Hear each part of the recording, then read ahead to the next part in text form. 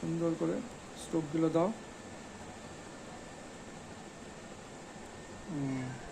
রং নাও একটা রংটা নিয়ে সুন্দর করে দেখতে পাচ্ছেন আমার স্টুডেন্ট, এদিকে তাকাও একটু। আমার স্টুডেন্ট ও করছে, খুব সুন্দর আঁকে।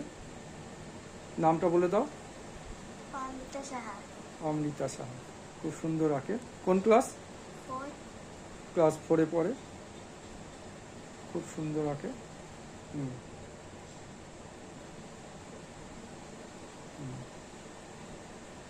দেখেছেন স্টিল লাইফটা করছে। এই যে স্টিল লাইফটা, এই যে সাজানো,